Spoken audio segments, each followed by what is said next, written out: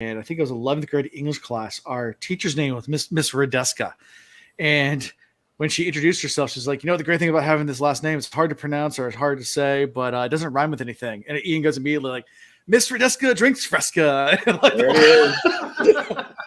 Don't give a teenage kid a challenge.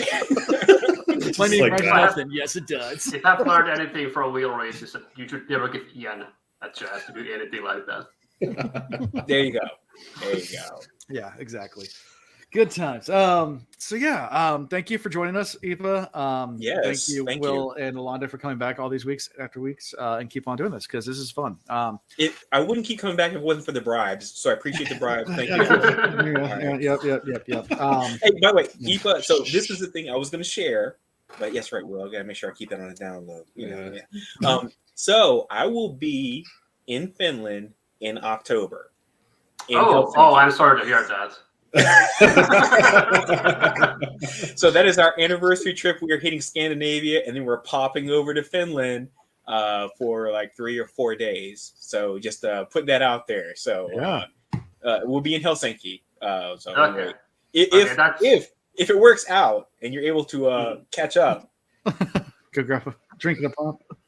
Well, I guess I don't know my first schedule at all, and I work through weekends and whatever, so can't promise anything. But who knows? Yeah, hey, who knows? If it works, it works. If it doesn't, no problem. And the other thing I was going to mention is congratulations to the Spanish women's team. Won the Women's World Cup this morning. Yeah. So congratulations to them. That's the reason why I'm wearing the Spanish jersey. So okay, they beat England, right? They sure did. They beat England 2-0, and I thought for a second because they got a penalty kick in there, but they deserve the win. Yeah, congratulations to them. Awesome. Congrats. Right. Cool. Yay sports. I didn't watch it. I'm sorry. Yay sport ball. Yay sport ball. No, I didn't watch any sports at all this weekend. We went to Cape Charles yesterday to the beach, and then today went on my dad's boat and just drove around. And so I was very much in the sun all weekend long. Yeah, I don't show because I have pasty, and I was going to say you should be about as red as my jersey right now. I stay in shade when I'm on the beach. Like I put my big cabana tent up, and I stay lots of sunscreen. You stay white with that sunscreen. It up, and I had this giant straw hat I wear to keep the sun off me. Because when I was younger, I burned so easily. Like I'm just terrified now to get burned, so I just put some sunscreen on. So you put on the albino armor. Yeah, albino armor, and I hide from the sun the entire time. You do what you're technically supposed to do, but nobody else does. Exactly. I went to a concert Friday night in Baltimore on the harbor, which was pretty cool, really pretty. Oh, the harbor, yes. Yeah, and then we went to a seafood festival yesterday in Annapolis, which was first time there. We did a crab soup tasting, so we paid $15 and went into this tent. They had 30 different crab soups you got to try. Ooh, nice. And there was no limits. We kept going back and eating more and more and more. Just is that your first time in Naptown, you said? No, first time at this festival. It's probably my third or fourth time in Annapolis since we moved up here. But really cool town. Annapolis is really cool. Southport is a lot of fun. It gets a little seedy at night, but it's a lot of fun over there. Good bars. And downtown's fun too. But yeah, you need to come up here. You guys come up here sometime. I would have come up if I heard about a crab soup festival. So, okay, in our defense, we didn't find out about it till a week before it happened. So sure, I'll let you guys know next year. There's also a crab cake festival in October in Westminster. If you guys want to come up to that. Well, I mean, obviously, it's not that long a drive, to pop up that way. So, definitely drop us a note. I love Annapolis. So, yeah. Chicken Ruths. You're right there, Chicken Ruths. No, it's a hole in the wall breakfast spot that has the best breakfast in the entire, hands down. It's literally a hole in the wall. It was on Diners, Drive-Ins, and Dives. Do you know I'm there? I gotta be there. Yeah, Guy Fieri, big fan. Yeah, a big fan. But it was featured on that. But also, it is a dive. It's a little hole in the wall, but it's delicious food. Nice. Okay. Anyway. Chicken Roots sounds like a voodoo spot. It's like I'm gonna put the chicken roots on. Chicken roots. When I heard chicken root, I thought about the talon they fried up the foot or something like that. Roots. Which is popular in Chinese cuisine. Yeah, and roots. Yeah, I guess the two-person chick and Ruth, like Ruth name. But yeah. Okay. Completely different than what I was thinking. Yeah, it's still good. Go check it out. It's right there downtown. Yeah, I kind of like chicken roots. That's chicken roots is good too. Yeah. Yeah. You remember it when you hear it. Yeah. Hard to forget. Hard to forget. That's anyway, right. you guys ready to jump right into chapter 4? See. Before we get going any further, I will get to say that we gave a raffle last week, and we'll get into it later in this episode. But Will said, "What do you think? Like Condra could be like birds?" And we all just sit there and looked at raffo. Yes, I get that now. Yes, now. And by the way, call back, Alan. You were gonna find out where we're at in this bingo situation. How far are we on this bingo? We have not. I did go look through it. We have not got a bingo yet. I didn't. I was gonna do a visual, but I just didn't have time. To actually I wrote down some notes. I think we're getting close to a bingo. Yeah, you're getting close. A couple places, but there's a couple hard ones in each diagonal scroll. Gotcha. That's not quite there yet. But that's fine. That's fine. Good. All right. Yeah. So anyway. I'll have to pull it up for next time. I'll be more prepared. Like I said, I was out of town most this weekend, and this week's been a crazy mess. So chapter 4.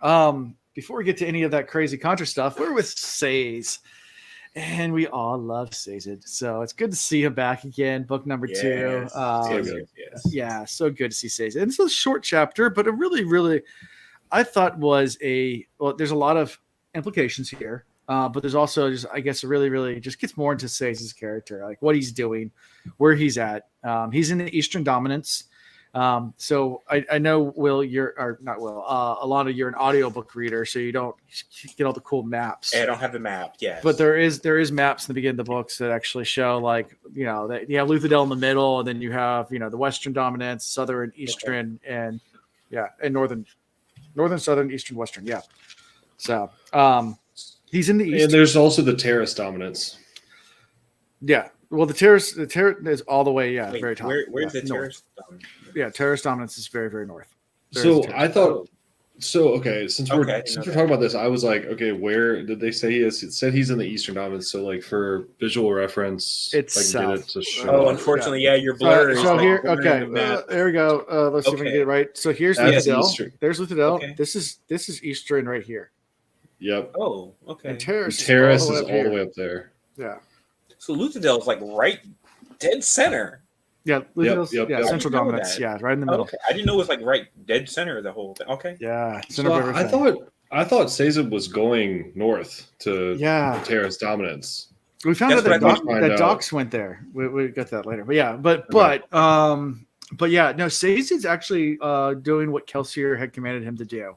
So it gets into a little bit here, but he's going out to try to spread religion and things like that, and trying to talk to the more outskirts people and do what a keeper's supposed to do now that the Lord Ruler's gone. That was his whole thing. Share his knowledge with the world. Absolutely. So that's why he's traveling out. I mean, obviously, I think he would love to go back home and share his knowledge up there too, but he's trying to, I guess, do what his job is as a keeper. That's right. And so he's there and he's inspecting a body. We start out with this body, and there's no signs of like physical trauma besides it's like twisted and like all like, all messed up, but not like nothing's broken, no wounds, just like in agony and like almost like his muscles all like froze, froze up. And you get said his pain his face was stuck like it was in pain. Anguish. It just froze. Yeah. And you get, and I guess you get his name was it Jed? Jed. Yeah. Jed. Yeah, Jed. Yeah, Jed. And he was just a farmer up there. Just a good old boy. And he starts talking to another witness that said, like, yeah, he was just in broad daylight. He was just doing farming. All of a sudden the mist came around him and like attacked him. And the mist only comes out at night. So right. Big question mark here. Mm-hmm. Like, what is going on? Who's the guy who directed the movie Signs? M. Night Shyamalan. Yeah. I got M. Night Shyamalan vibes when I heard that. Okay, yeah. I got two things I got to share. All right. Number one, I thought about The Ring. When the girl gets like every time the lady from The Ring comes out, there's like they show her like in the closet, like that. I thought the dude looked like that. And number two, all I could think of the whole time I heard this, there was a song that came out back in as the early 2000s by Bone Crusher. It's called "Never Scared," and there's this line where he says like hope for the best, but I don't think he's gonna make it. Not the way he was shaking and shivering on the pavement. Oh my God! God! All I could think of was this guy just shivering and shaking. I was like, oh no. Anyway, those are the vibes I got from reading this stuff. Yeah. It was like a brutal death. Brutal death. I mean, Brutal death. And it was just out of nowhere. He was just a good old guy. He kept working, even though when all the lords left, they were like, all the nobility left. They were like, oh well, we're gonna stop working. He just kept going because he's like, well, this is what I do. Food. Food's gonna be necessary. Let's go ahead and keep tilling this land and doing this work. And all of a sudden, boom. Missed, dead. Yeah, rough. All around. Ipa, do you have any questions about all this? Without spoiling anything, but well, not on this maybe yet. I mean, obviously, how do you feel about the fact that they are saying that the mists are coming during the day now?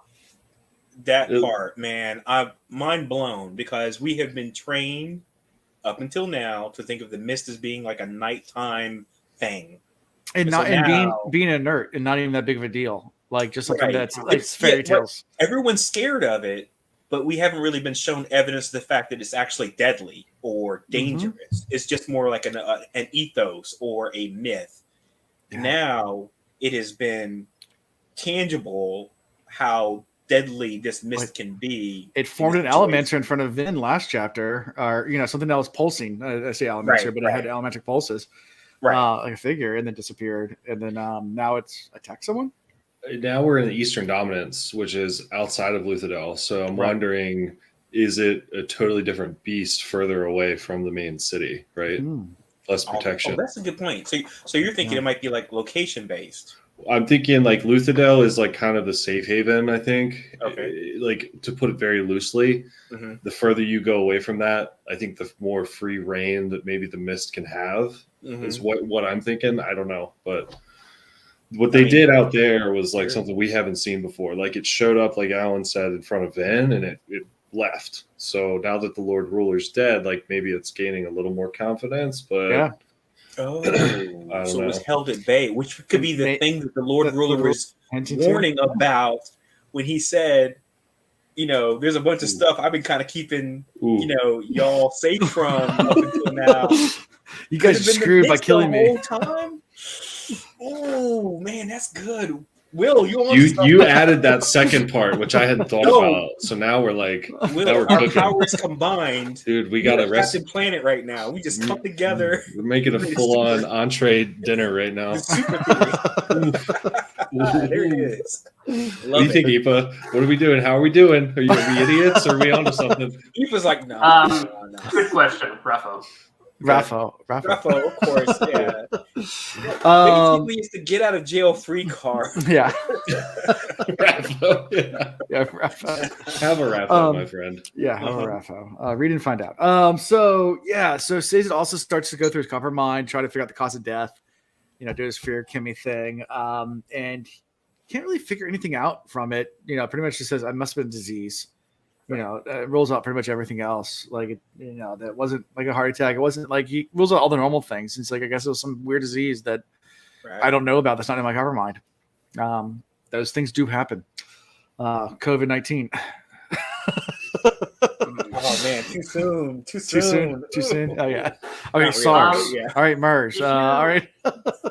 If you had to explain ferrochemy to someone who knows about like allomancy, how would you do it?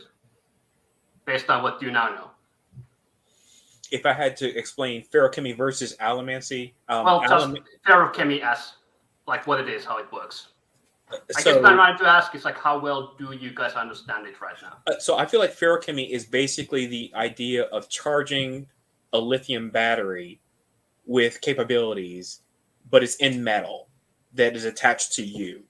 So you can kind of like, charge it up. You can store energy. I won't say energy capabilities into this metal that's attached to you, which is why there's like the earrings, or we're talking about the armlets, or wrist, anything that touches your skin, and so you can store it up and then repurpose it later. Whereas allomancy, it's like ingest the metal, burn it, but the moment that you have exhausted it, that's all she wrote.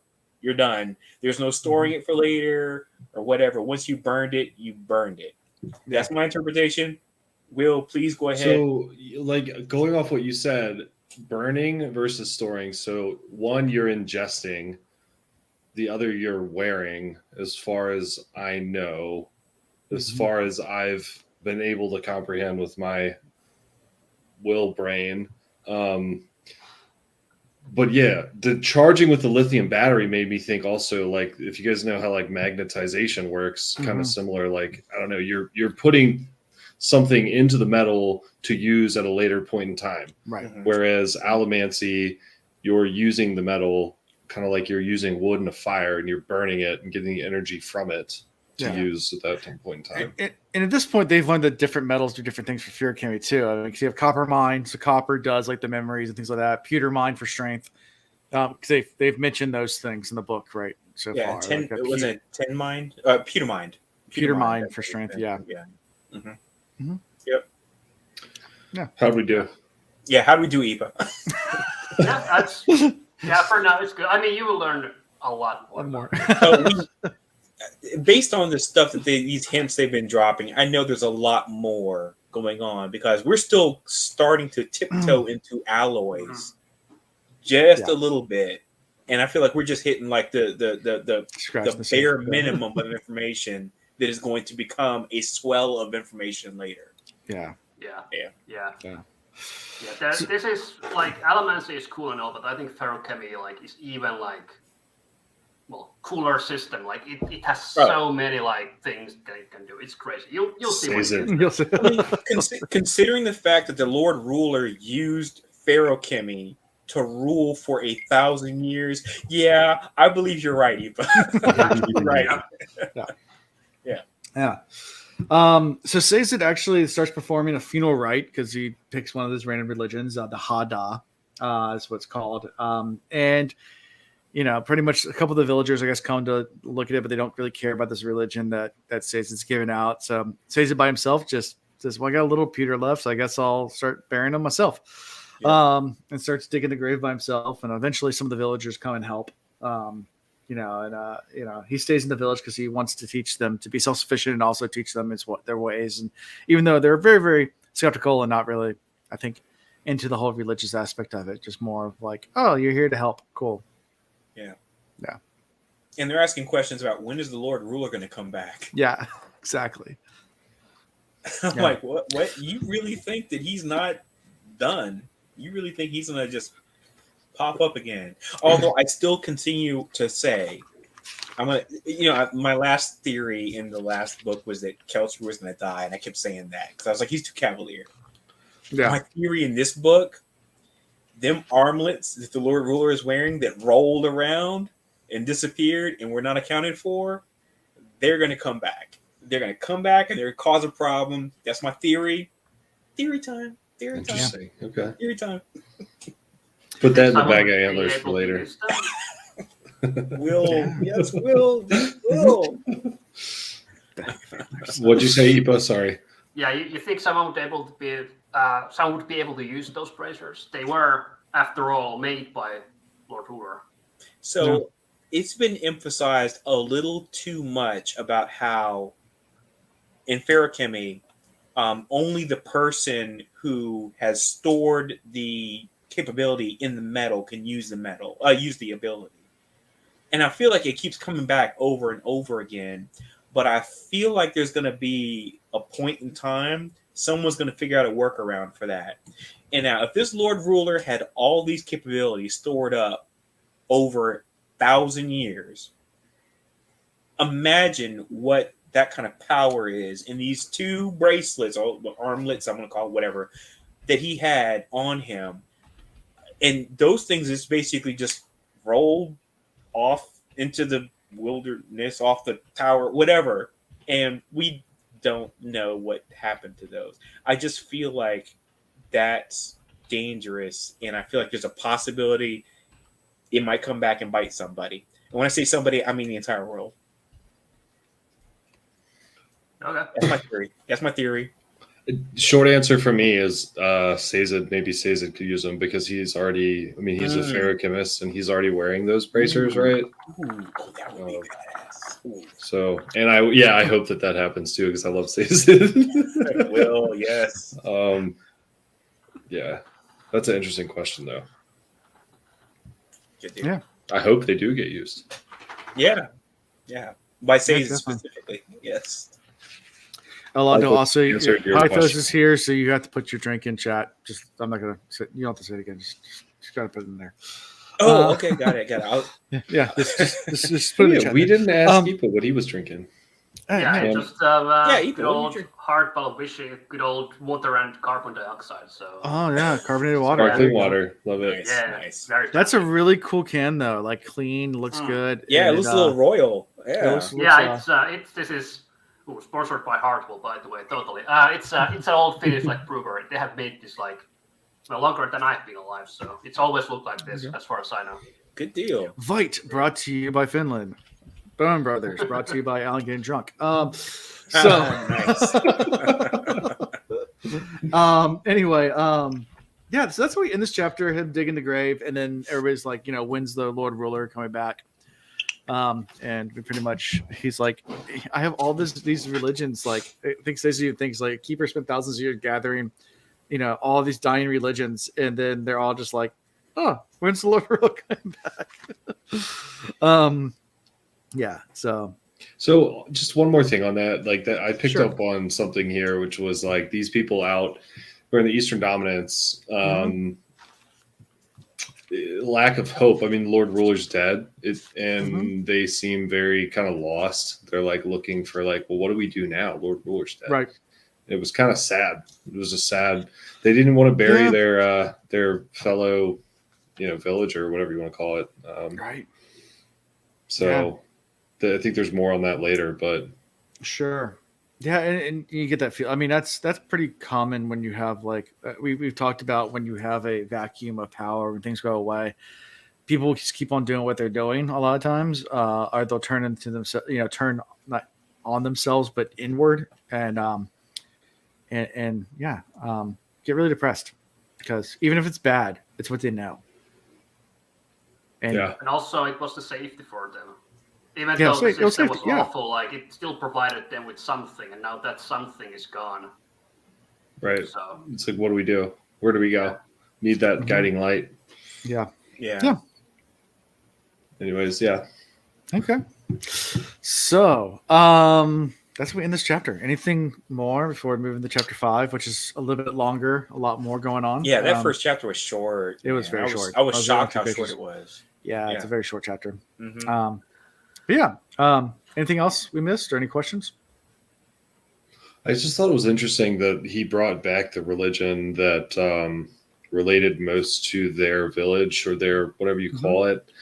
And he pulled off a branch from the tree and stuck it into the hole where the guy was laying, where they were going to bury him, long enough to where when they filled in with dirt, the stick was still sticking out and almost like a gravestone, right? Right. And everybody was looking around. And at that point, they were like, hold on, why'd you do that? And that was like a glimpse of them being like, oh, we're going to focus, instead of going inward, we're going to look outward now because like, it's like, you just buried our friend.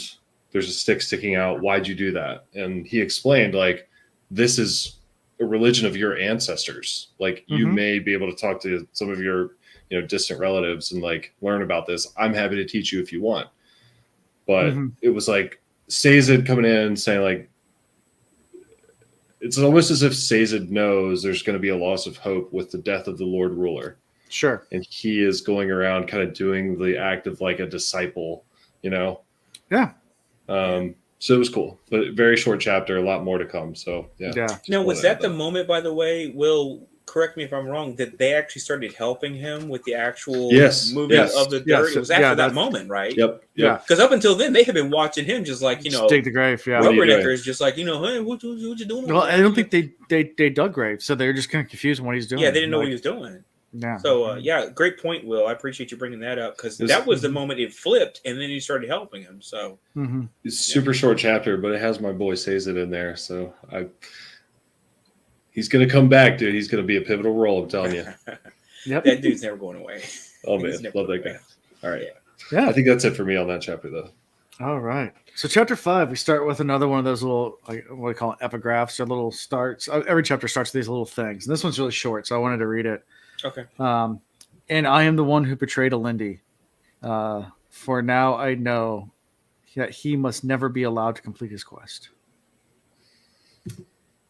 Dun, dun, dun. Who is Alindi? Yeah, who's Alindi?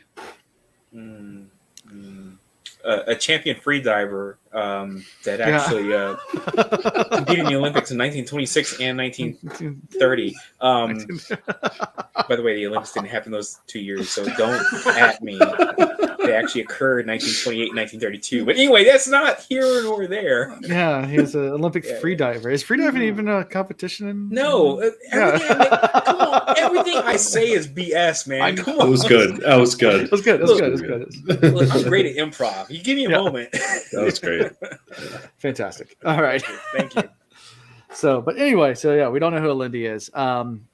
I guess you can use context clues and try to assume who it is. But yeah, he can't complete his quest. I know now. He must be stopped. Yeah.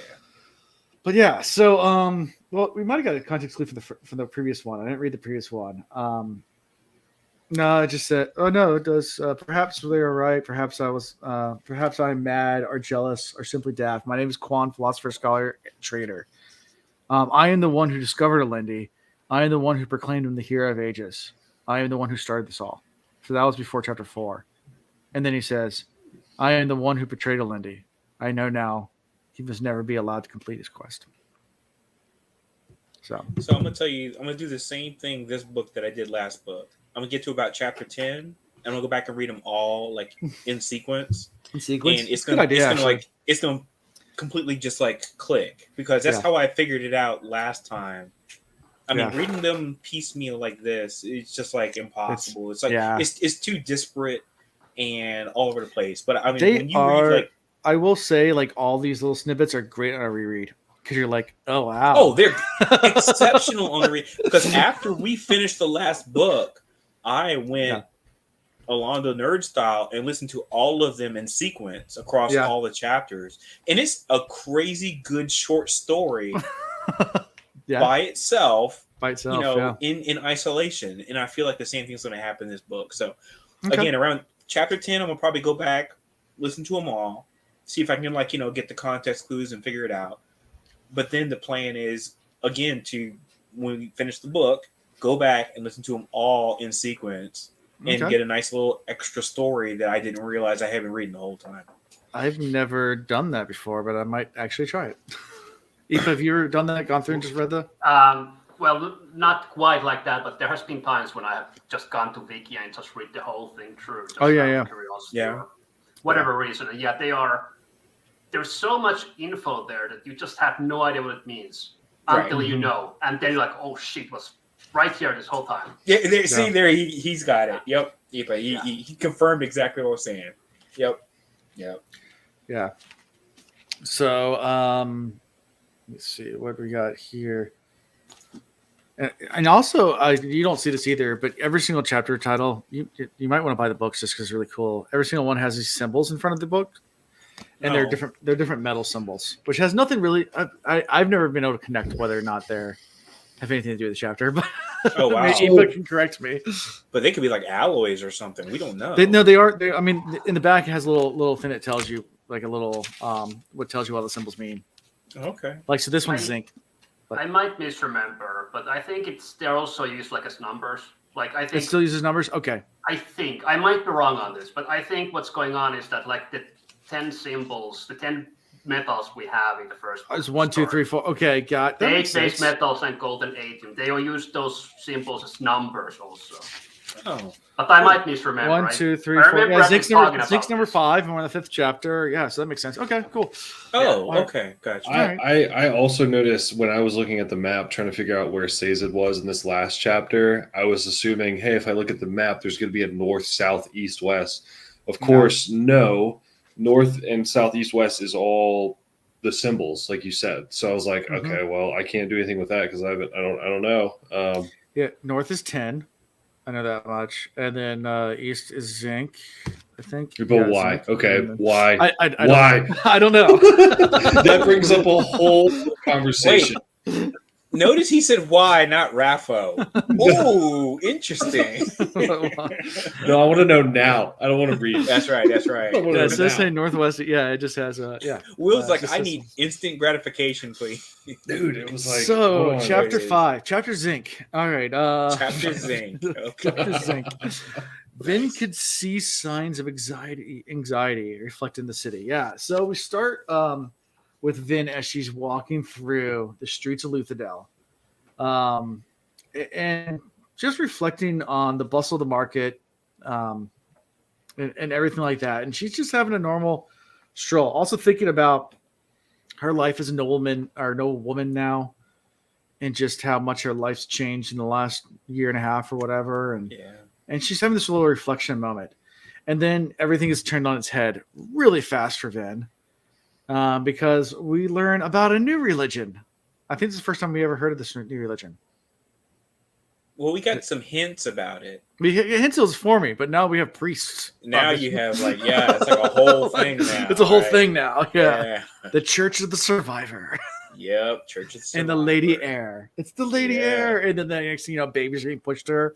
Touching the same hand you slayed the Lord. Well, first she thought like someone was tailing her. Right. Terribly.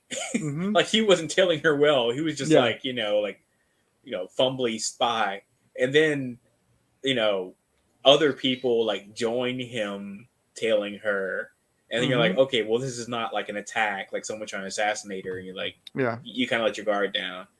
And then it's like, it's almost like the Branch Davidians basically like following her now. Yeah, exactly. What do you think about the Church of the Survivor?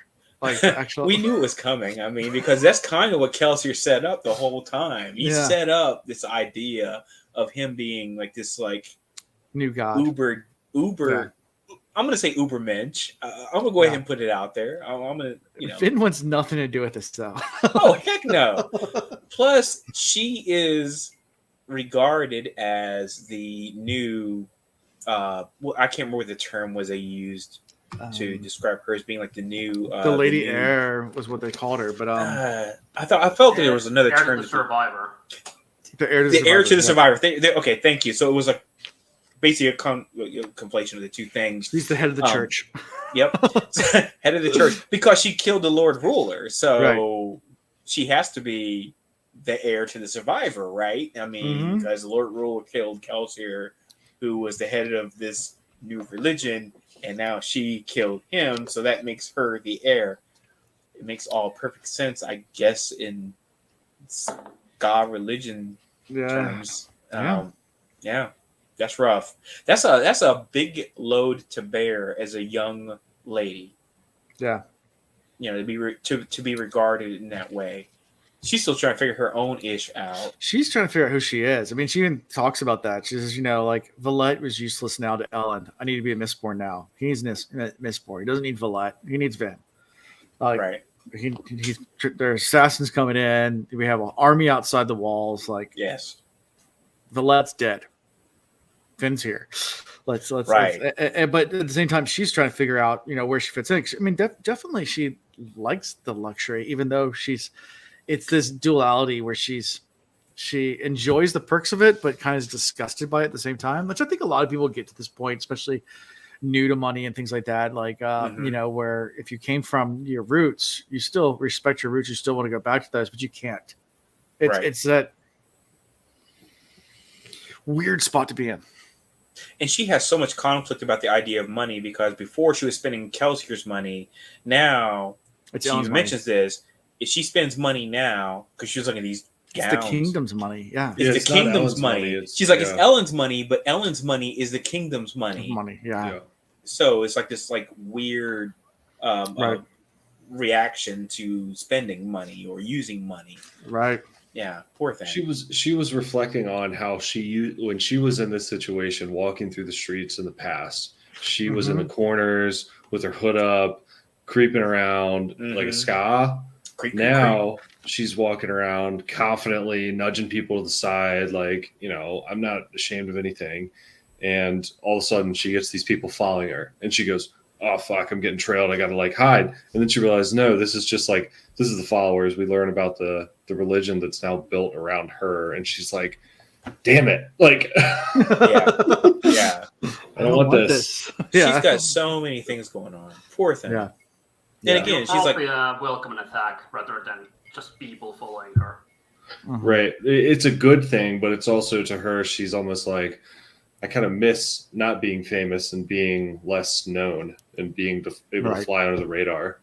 Which, how many celebrities have you like watched YouTube videos of, and they've said the same things? They're like, they miss walking through a grocery store or a mall or whatever without being like harassed and harangued because they just have this status of being like somebody who is somebody.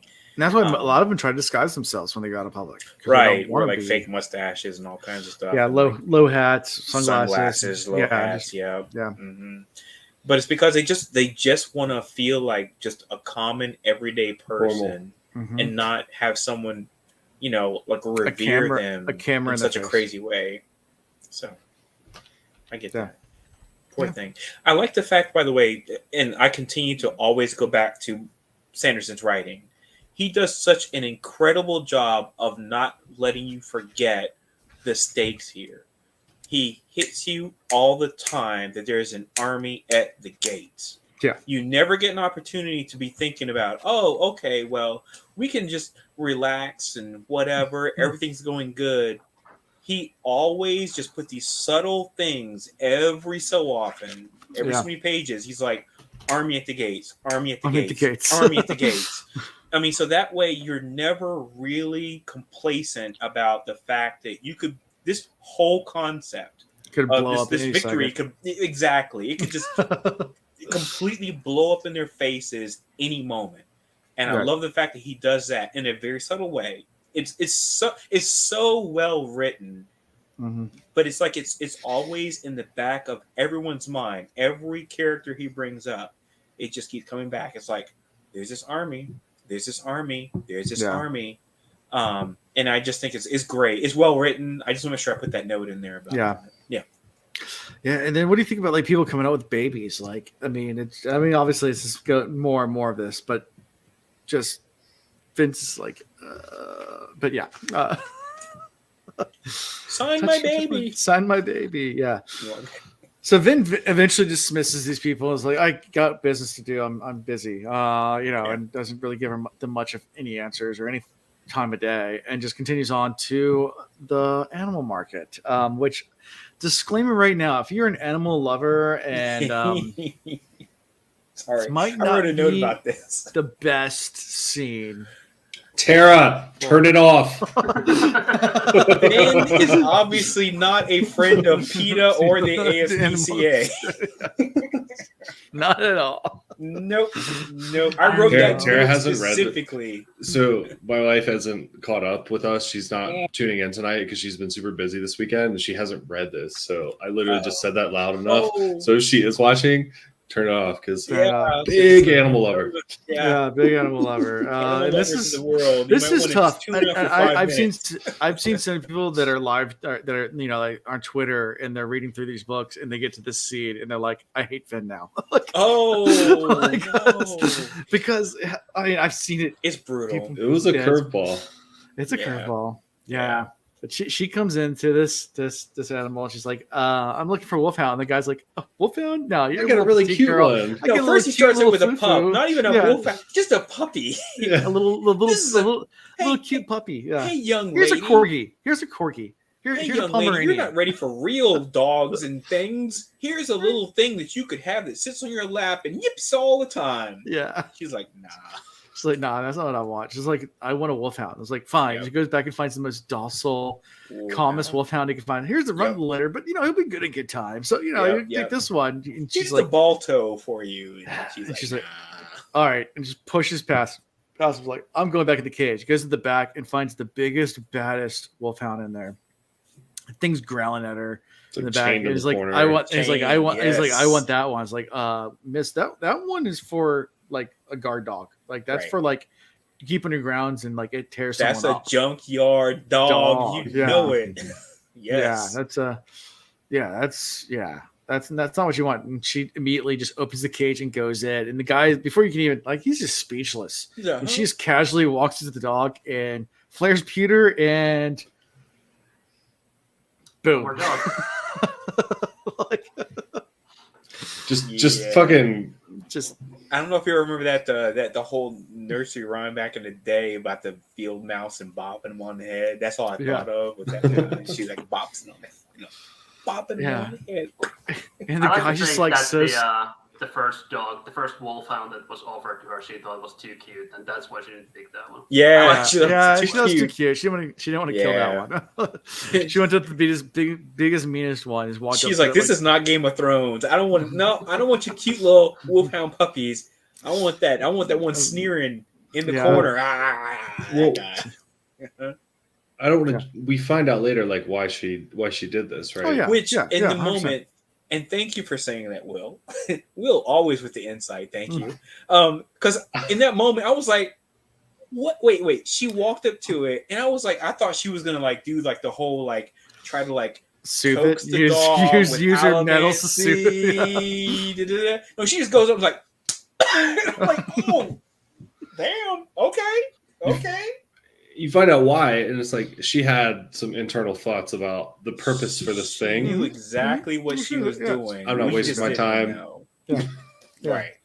Goes in there and says, "Here's your money. Give me a leash now." Here's And your he's like, "A coin." leash? It's dead." Like, and just like ties the legs up, Throws it over her up. back. And she's like, "It better not drool on my shirt."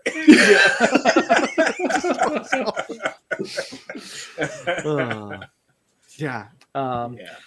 Which So, is great. any I don't care what thoughts? anyone says about this animal. She's great. Yeah. She's great. Yeah, I don't care what anybody says. Vin's great. Yeah. Yeah. Vin is the best. I mean, look. I'm going to say this. It's a different time. It's a different time. It's a different time. I'm going to go ahead and just use that excuse right now. Yeah. Like back to like how she used to like sneak through the streets, and now she's walking through the streets, and she's getting like she's got a religion around her. Then she goes in and like does this. I was like, yo, she's acting like Kelsier, going in killing a fucking dog like it's nothing, or a wolf like it's nothing. Yeah. This is the transformation of Vin from Yeah. sneaky street rat to now walking through the streets confidently. Now just going in and beating a dog because she needs her Condra to, Yeah. Yeah. By the way, before we get too far, theory number 2 of Alando. I don't think Vin's mom was crazy. Ooh. Elaborate. Do tell. I don't think she was crazy with this whole idea of killing her sister. I think that this story has been told through a false lens or a cloudy lens, and it's not what you think it is.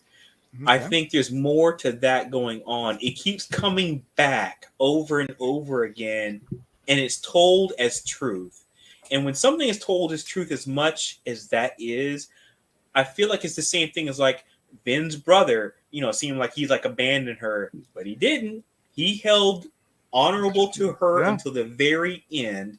I feel like this is the same situation with Vin's mom. I don't think, because that came early in this chapter, I don't think she was, that's as cut and dry as you think it is. I think there's something else that's happened there, but I think we don't have all the facts yet.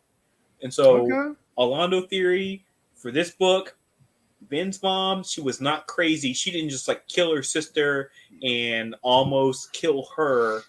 And it's not as black and white as you think it is. There's a whole bunch of gray in there, and I feel like we just don't have that information right now to kind of figure it all out. That's my theory. I love that because that shit happens all the time, dude. All the time. Because it doesn't make sense. It right now, it's not logically clicking. You hear certain sides. There's always two sides to every story, right? Mm-hmm. There you go. So there's three sides. Really interesting. Three sides. Theory time. There's what they said. The two people said, and then the actual truth. It's yeah. Very true. Three sides to every story. what actually really happened was. Nice. Rafa. Rafa. Yeah, Rafa. That was big Rafa. Well, yeah, it's Rafa. Anyway. Sure. I'm going to go back to my whole sure game. Sure. Mm-hmm. Where's the gift? Sure. Yeah. Yeah. Make a gift for that. Yeah, sure. No, there's a ton of sure gifts. Don't get me started with the sure gifts. Nice. I have to go up and find them. So I got this one. Sure. Nice. This one. Yes. Sure. I love both. The sure gifts are Dr. there. Evil is always good. He didn't go to 4 years of yes! I love the Brooklyn Nine-Nine. I got those ready. I got them ready. All right, guys. Oh, the Brooklyn Nine-Nine. I'm such a fan of that show. All right. Sure. Sorry, I'm getting caught up in the details. Go ahead. So next. Thank you for allowing me to spout my theory. I appreciate that. Yeah, no problem at all. So the next scene, Vin gets back to the Luthadel Palace, and she slams the wolfhound down the floor. You know, the guards are just looking at her like strangely from the corner, like, what the hell is wrong with her? And Siri even's like, what the hell's this? Yeah. And she's like, yeah, this is for you. This is your new body. Go ahead and start eating now. He's like, that's a dog. He's like, yeah, it is. Go eat it. He's like, I'm a man. No, you're a Khandra. It's like, you imitate flesh. You tell me you can't do this? It's like, I mean, I can, but I won't. And like, that's pretty much what this card's just going. It's like, all right, well, no, you are. I'm going to compel you to do it. I command you. Eat the dog. Yeah. You're a dog now. That was a crazy scene. The whole thing. And he's you can feel her anger towards that guy. Oh my god, it's palpable, dude. Jeez. And then he's like, "Oh, I gotta like recreate like every piece of fur on this thing." Mm-hmm. I'm like, and I'm just in my mind, I'm like sitting there like just trying to like figure out. I was like, "Yeah, that's crazy amounts of time it would take to reproduce every bit of fur." Yeah. On this animal? Are you kidding me? And then there's a size difference. There's all kinds of other things that go on. Right. That makes no sense. So yeah, I was like, does this really happen? And then he was like, there's not really evidence that has occurred before. So it's like, you don't even know if it's actually truly possible at that point in time. Right? Yeah. Yeah. Yeah. But I mean, Osir says, yeah, it is possible. I mean, he can do it. It's going to take a little longer. Yeah. But he definitely, and he even says like, that's beneath me. Like, I don't do that. And he's like, it's insulting. Like, yeah. It's insulting to him. I mean, like, the only way I'm going to do it is if you bring up the contract. He's like, all right, fine, the contract, do it. Yeah. Right. Because I mean, to him, he said, I would rather die than not meet the contract that I have created with you. So Zul, good point. He told her, he says, you need to provide me the skeleton because he can't kill. Right. Yeah, but he never said the human one. He right. did not specify. So. Right. And he was looking busted after the last situation from last couple chapters. So which I still love the fact that last episode Will brought up that the bird thing, like, can conjure me birds, and like I was like, Rafa, and you go, now I'm gonna have more nightmares. I was like, well, it was right on time, Will, well done. We learned more about, if you know about Appalachia skinwalkers, that's what conjure are. All right. Yeah, right. Except like they also take into account like how the muscles form and how these bones are used to reconstruct things. Like, we learned a lot more about the Khandra in this short little like third of a chapter, which I thought was like, okay, all right. Lord Renault is turning into a whole other fucking avenue that we have no idea about. Yeah. Yeah, the whole thing is weird. I mean, it's ethereal, but hey, necessary evil. I mean, it's been effective, obviously, but it's still just. I personally love Contras, so don't disrespect the bag of antlers. Isn't this like what it all originated from? It did. It's amazing. We went from bag of antlers, and now we're like talking about recreating like wolf fur. sure. Well, yeah, it was funny. I will take responsibility for the bag of antlers. Dude, very it's first, nothing to be ashamed of. The It's very first nothing time to be ashamed of. Myth Wraith was mentioned, the very first time Myth Wraith, Elondo said, bag of antlers, which is pretty accurate. Yes, it still holds up. It still holds up. It still holds up. Bag of antlers. That's right. They could be a deer too. What I else? can be anything you want, baby. I love how this gets even more like crazy because it gets even more like just this hatred between each other. Like you can definitely, it's not just one side. Vin doesn't like Osir, but Osir does not like Vin either. Because I mean, there's all this, and it seems almost like a punishment. But then like Osir mentions like, oh yeah, by the way, there's a letter over there, and like she's like, you weren't gonna tell me. He goes, wasn't my contract. Like you didn't tell me to do it. You didn't compel me to do it. To tell you that I had to Right. tell you whenever letter came. So Yeah, Well, it's like why doesn't Vin like him? Like because he ate. because it Kelsier. okay, yeah, yes, and we find that out. Yeah, right. And I mean, he yeah. basically ate her pseudo dad. So but so you also like how long has he been around working with Kelsier and crew? Like a long time. So to him, Vin is new. He's like, why don't you like me? Like you don't know anything about me. You know what I mean? She doesn't even know anything about the Kandra at all. Like Kandra really Right. secretive Yeah. anyway. She's just learned about Kandra. And by the So- way, this guy isn't doing anything really like off of the rails from what his race does. And it was part This of is his just contract who too. he And he was is. His contract, supposed to. Kelsier's contract to him was to eat him. Like that was Yeah, he was told But to and do that. this is Told what to do he that. does. This is what they all do. I mean, I have to assume at this point in time, all conjurer are the same things, right? I mean, you eat the antlers, you become the deer, blah blah blah blah blah. But you don't it's not like, oh, he's like the worst one or the one doing something like outside the norms. This is how they operate. And it just happens to be that they're using him to get to certain ends. good question. If he eats a dead nobleman and a horse, does he become a centaur? Yeah, he does. Yeah, he does. And a Centaur bird. ahoy. He's now got wings. You got wings, Exactly. yeah. Exactly. Yeah. Red Bull. But- Now he's a griffin, and then has But- I don't know if we pointed this out when I was BRBing, but like the fact that Vin thought, "Hey, take the form of a dog or a wolf." Now nobody knows. Like you're just a pet. Nobody knows you can hear us, Right. right? Like you're a It's super spot. spy. It's super smart on Vince part. I mean, it is super smart Yeah. on Vince part. It's super Like, spy. And like I and- said, this is probably not the first time this has happened. This is just, it's probably been like the loudest secret Yeah, where it's Yeah. like everybody knows it's possible, but nobody like spreads it, Yeah. something like that. It makes so much sense though, because when it comes to dogs and animals and things like that, you don't pay that much attention. But she was like going to have to like come with an excuse for like this human being dismissed from her core of servants and all this kind of stuff. So she had to come up with this explanation, like, oh, he was like, what was the excuse she was going to give? He was like being too inquisitive or something. She was like, Yeah. I'm going to fire him or something like that. I can't remember. Like, the I was going to exact fire details. you anyway, so now I can just Yeah. say I did. So Yeah. you have to see. So when a human gets dismissed or goes missing, you have to come Mhm. up with like all these reasons. When an animal goes missing, it's like, oh, well, you know what? They got into some bad kibble.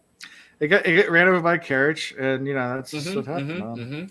Yeah. somebody's dueling cane got in the way. Oh man, dueling cane. Always keep Pimp my dually cane. But The pimp cane. Got Got my it. dually cane right here. I'm ready to There go.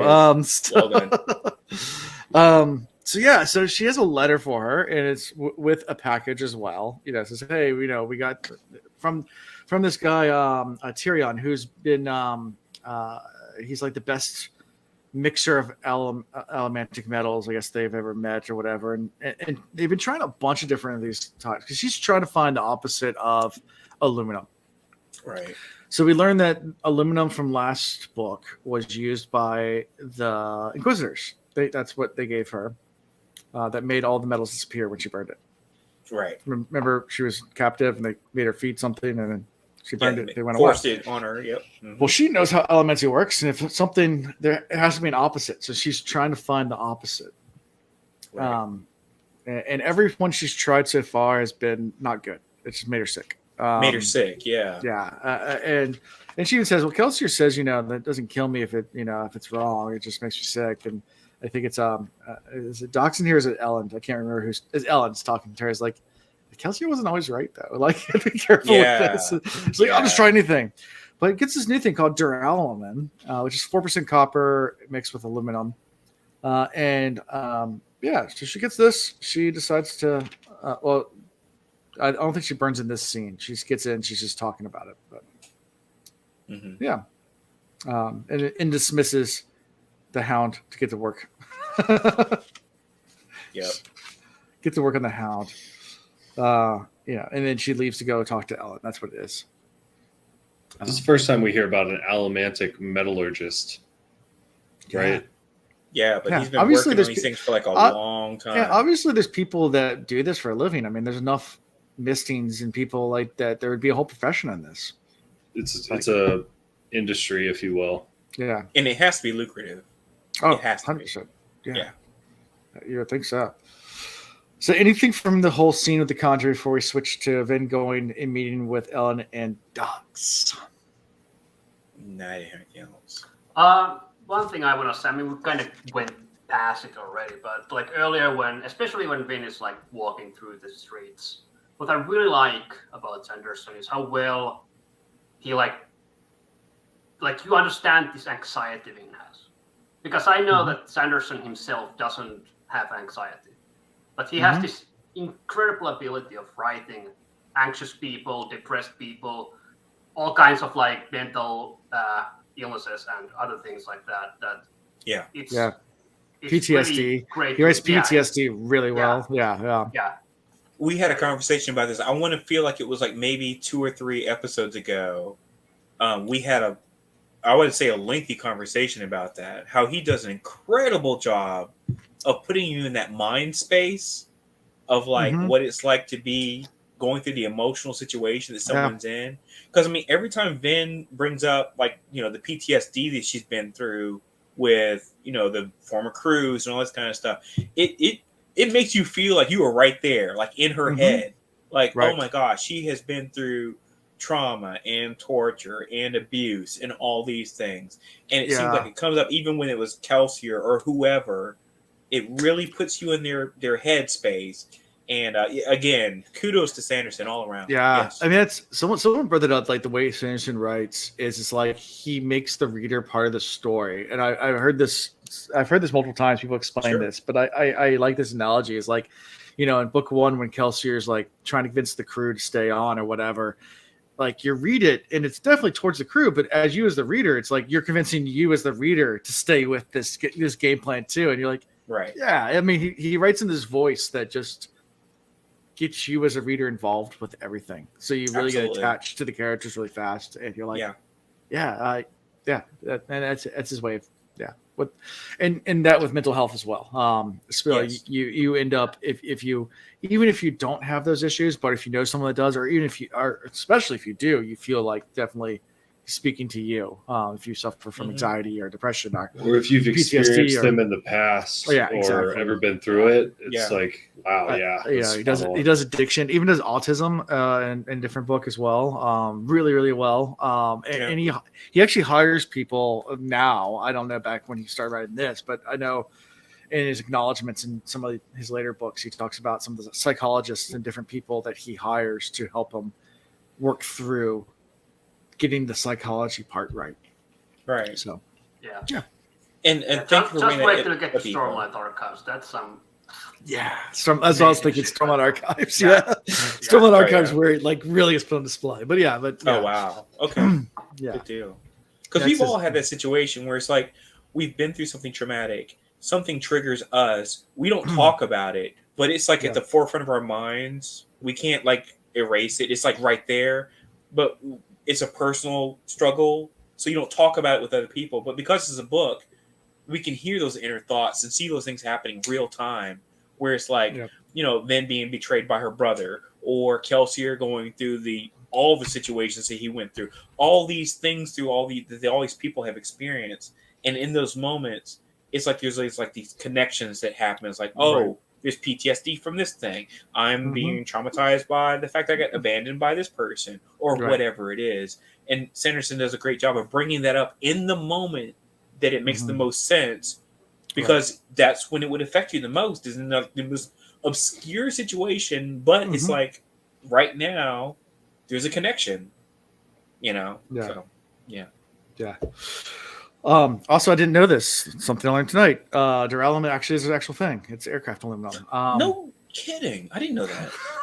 I didn't know that either. That's so great. That's so cool.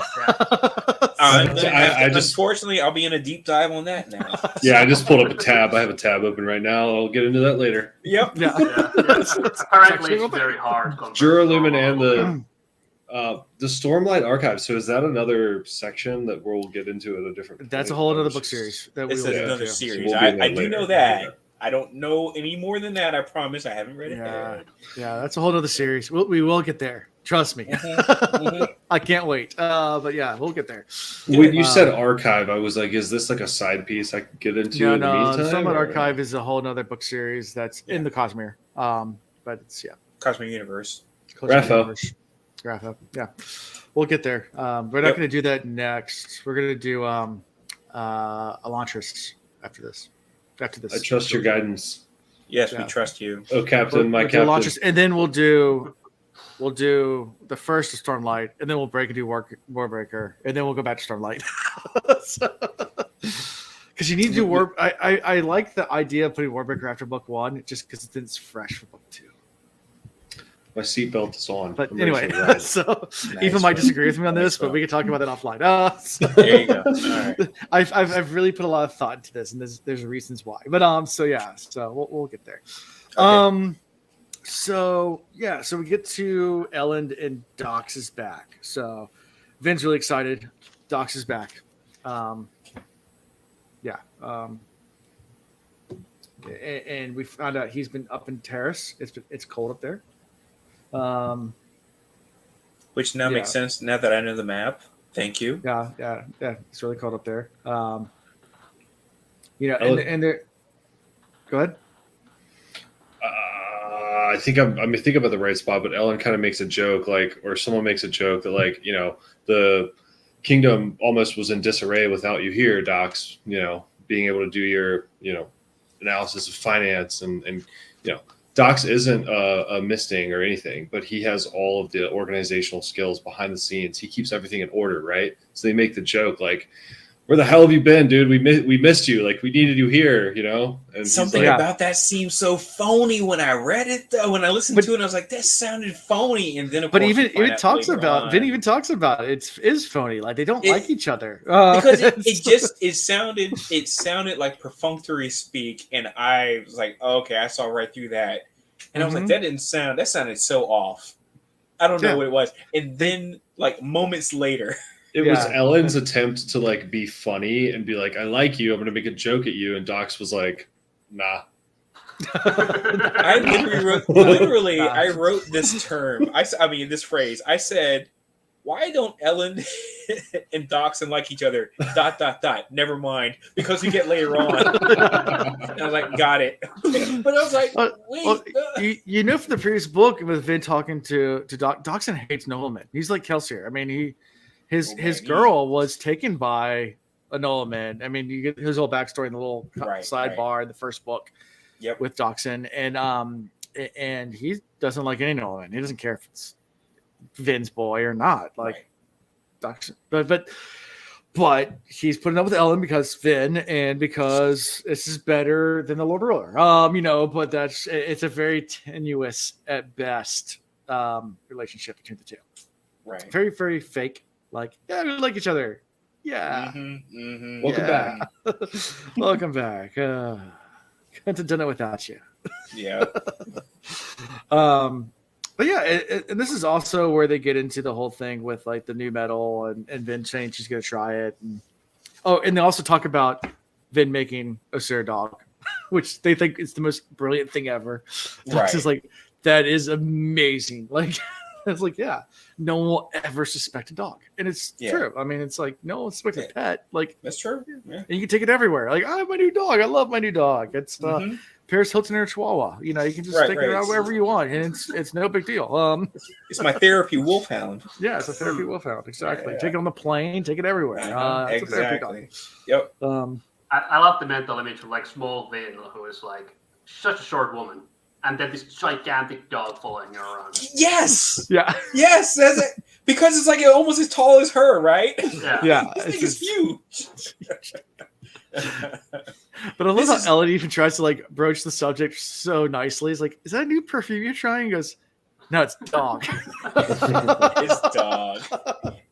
Hey, but he plays it out later, and he's like, "I kind of wish it was new perfume." I was like, "Oh no, oh no." I like the smell of dog.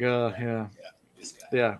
Brilliant. So yeah, they get into all that, and then they get into I think this is where they get into the metal a little bit. About being dangerous or whatever. It's not the proper. She goes ahead and tries to burn it, and nothing. It doesn't get sick, but she can't figure out. It doesn't do anything. Yep. Boom, boom, boom, boom. Yeah. Sorry, I said Price is Right. You love that show. When they guess the wrong price. Yeah, and she thinks she's like, well, it didn't get me sick, so it must be the right one, but it didn't do anything. So right, because every other one has made her sick. Do you think? And she also mentions how many she has on deck to try. Like, and they're like, yeah, this is like 4 of 64. I'm just throwing numbers out. Yeah, I know it's like right number 4, 60. Yeah, but it's like oh, okay, you're really going through all the permutations, right? Okay, okay. Good luck with that. Yeah, right. It's like whoever first discovered, allomancy, you're going back to that level. Like you have no idea what it does. You're burning it, but you got to figure out how to actually channel that energy, like with no guidance. It's like you wonder, like humans as a species, like how we started eating certain things. Like who thought that was a good idea and tried it first. There had to be that trial and error for a while, like where you just ate random plants and people start dying, and like, oh, can't eat those ones. Let's try this one. Oh yeah, that one works. This is a cool looking pink mushroom. And I've heard people say like, well, you just watch what animals eat, but not all animals have the same immunity. Like there are certain plants where like deer can eat that humans cannot eat, like, and it doesn't work that way. Right? So, like it's not that clear. There are people dying left and right. Like, because some animals have multiple stomachs, and the one stomach is like to clean out the poison. Yeah. The second stomach actually digests the food. Yeah. My favorite is probably pufferfish, because it's not just that you go to forest. Oh my god! Yes. You have to go underwater, fish it up, and then you can't even start making food in the first place. Somehow people still figure it out. Oh my god! And if you cut the wrong piece of flesh off that daggone fish, dead. It's gonna kill you. You're immediately dead. Oh my god! Yeah, that's a great. By the way, I'm gonna go ahead and go. I'm gonna take this another level. What does all this metal do to your excretions? I'm gonna say it. I'm gonna say it. All right. What's the poop look like? I mean, you gotta be like, you probably got like rainbow poop. I should have downloaded the Moana shiny crab video and shiny. Yes. Yeah, I mean, because you're ingesting all this metal. You burn it. The metal, I mean, obviously, it turns into a different, amalgam of composite molecules or whatever. I don't know. When I was a kid, I swallowed a penny. It comes out as a penny. It comes out as a penny. Hey. It's a George Washington penny. Comes out the end. I think in the first book, Kelsier does still mean that never leave like metal in your body. Like always burn it out when you go to sleep. Because you're supposed to burn it all before passing. So they kind of get through that. Burning just means, and again, I consider burning oxidation, right? So if you burn something, you're oxidizing it, so it still exists, just in a different form. So basically, when you burn something, it becomes like a carbon or something like that.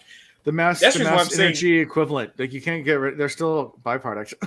Right. It doesn't disappear. It's got to be out there somewhere. Mass and energy is either created or destroyed. It just becomes something else.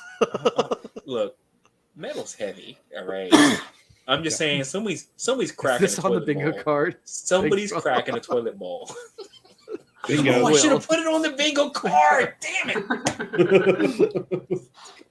Missed opportunity. Alondo, why didn't you think of that? Missed opportunity. Bingo card. All right. Yeah. So it didn't give her doing? So it didn't give her a headache. So do you think it works?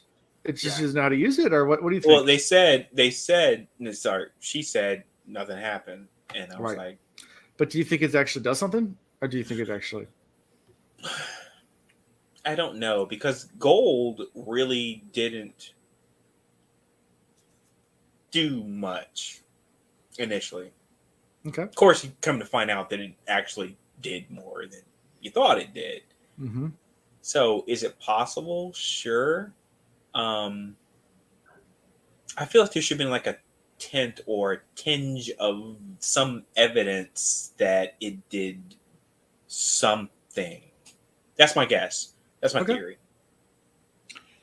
Well, what you got on that, man? What do you think? Well, so they're messing with like percentages, right? So good point. Maybe she got a little bit sick, but she just can't feel it.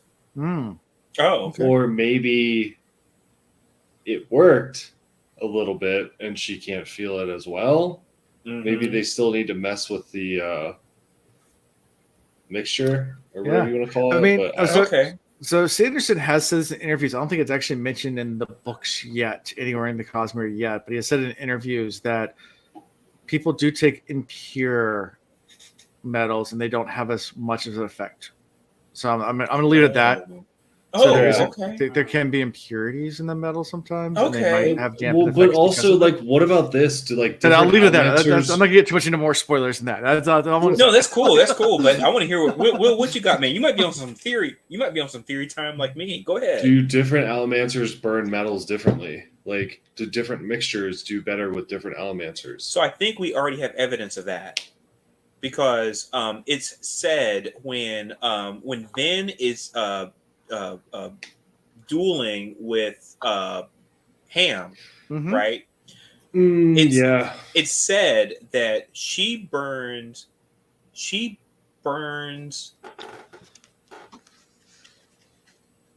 gets more effect out of the burn than like Kelsier did. Yeah, and also they like share metals. Like if Kel is gonna throw her a vial of metal that he uses, it obviously works for her too. But like you said, she just gets more power out of it from it, right? So I think Will, you're on to the gist, which is I think that there's some reason she's able to burn. It's almost like being able to burn gas more efficiently. It's like metabolism. You have a better metabolism. There you go. Metabolism is a good way to put it. Yeah. So she's like just processing it better than somebody else, which is the reason why, like her seeing through, was it copper? She was able to see through the copper cloud. Yeah, piercing the copper cloud. She was able to do that better than like other, actually, Mistborn basically. I feel like there's something there. So I think you're onto something there. So okay. So it's not necessarily the Allomancer, but it could have to do with the mixture that they're working with. Because maybe, I mean, I would like to think that Kel got like the purest of the pure, like the best mixtures, right? But Kel's not around anymore, and she's dealing with a new allomantic metallurgist or whatever. Yeah. Maybe he's not a reliable source. At this point in time, I don't believe anybody's a reliable source. Yeah, I don't know. I love this chain. So she has more midichlorians than Anakin. Oh no! Oh no! His midichlorian levels are off the chart.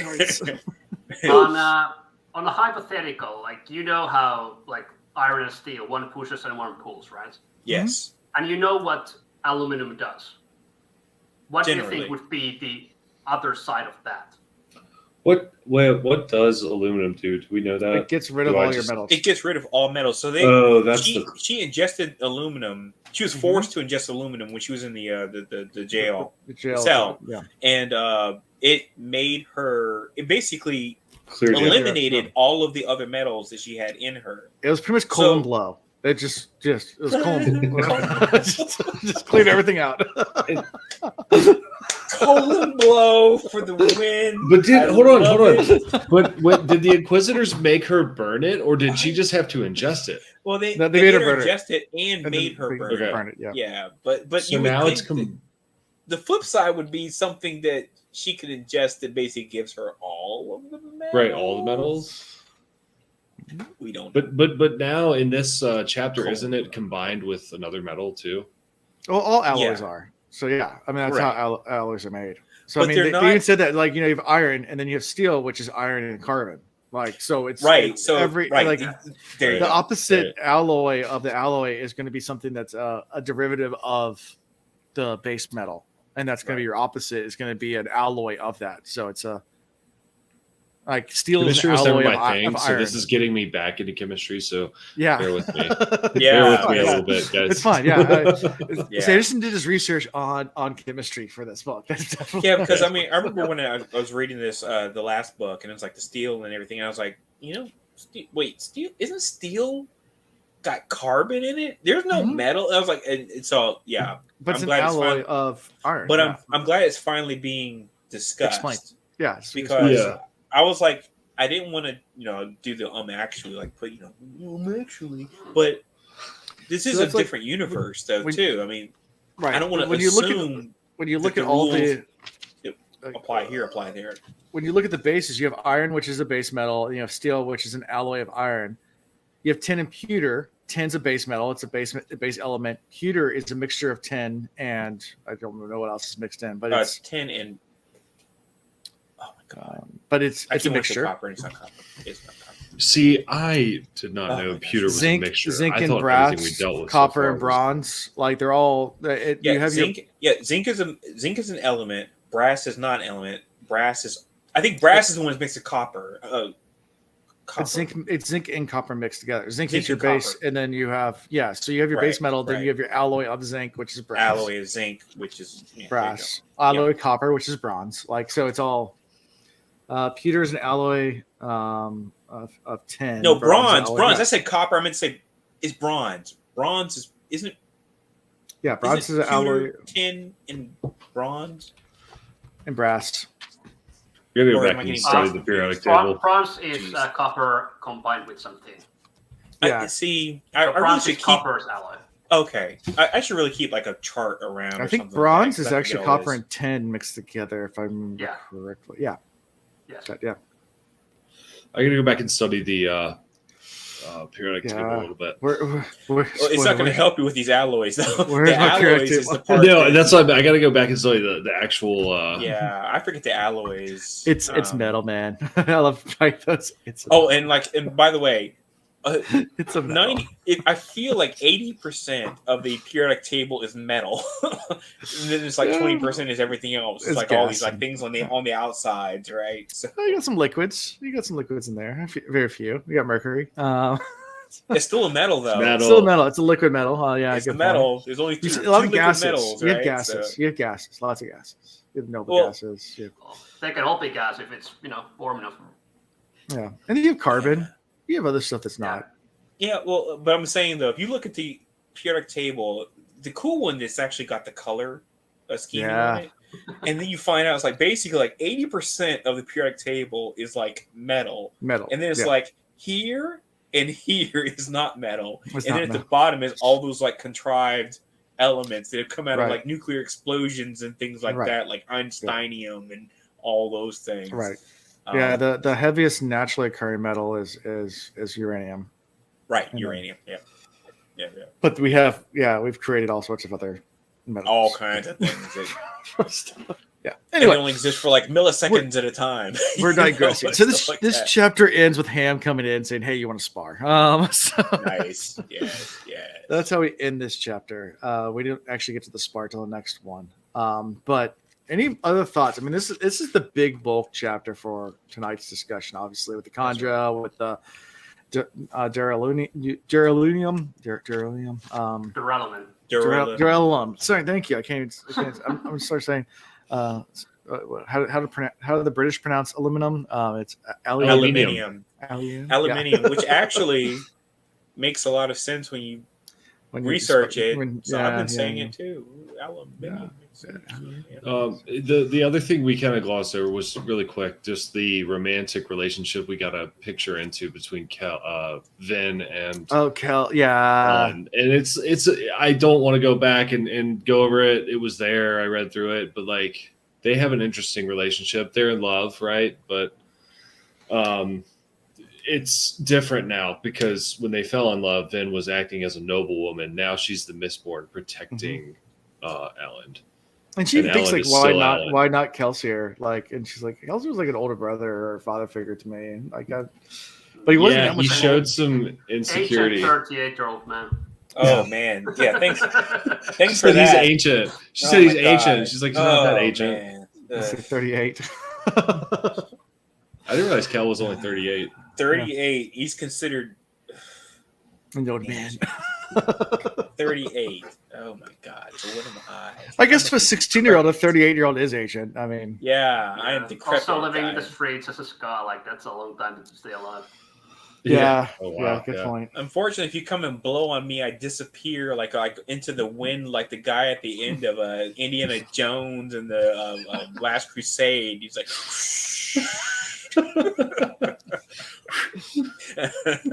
yep, disappear like dust. Yeah, because if he's ancient, I am uber ancient. Yeah. All right.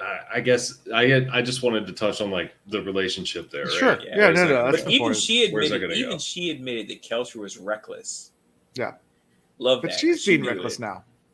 But yeah, she's a little reckless, but she learned from the best. She did. Yeah. I know a lot of you and I are old. Oh, wait.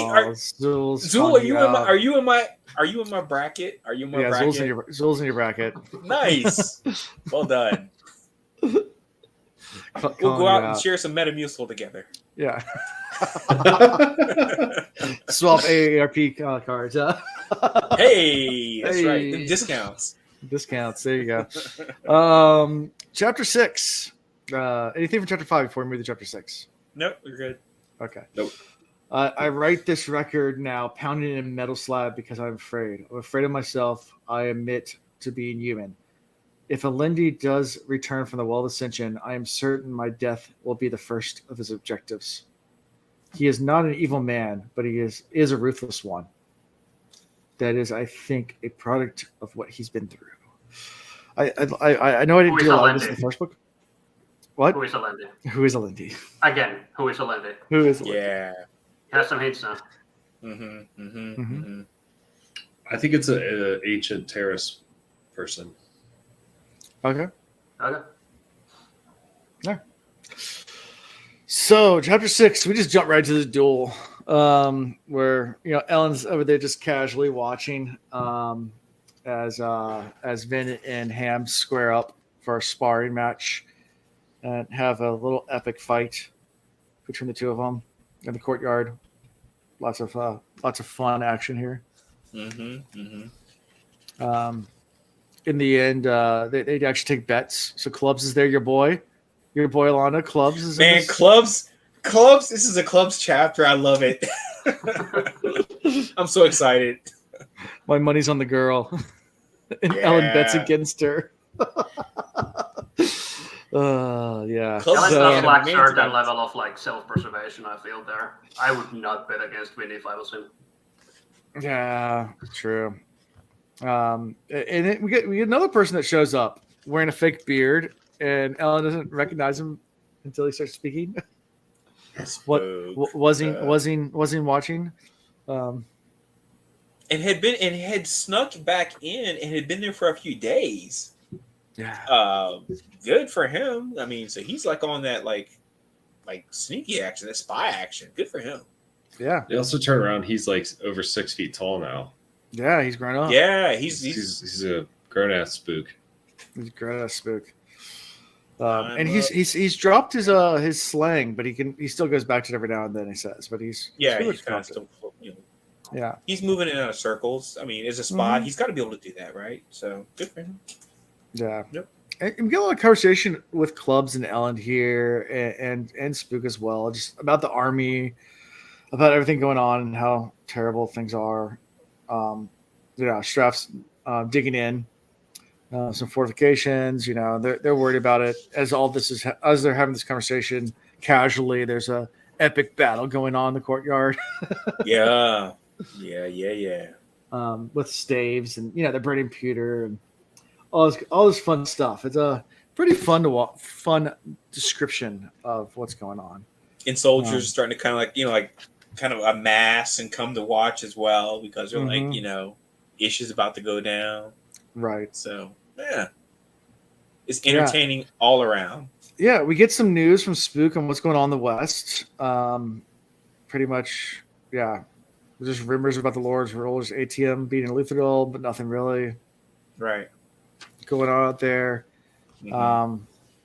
And yeah. So, any thoughts about this whole conversation?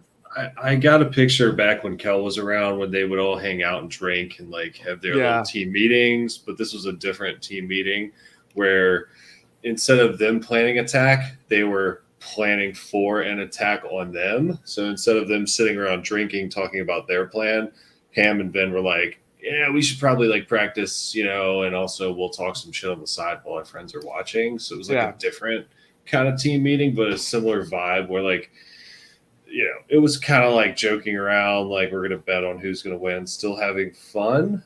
As light of a environment you can have when you're about to get attacked by an army with Lord Strath. Right. Yeah. I guess. Because at the end of the day, you are never allowed to forget that.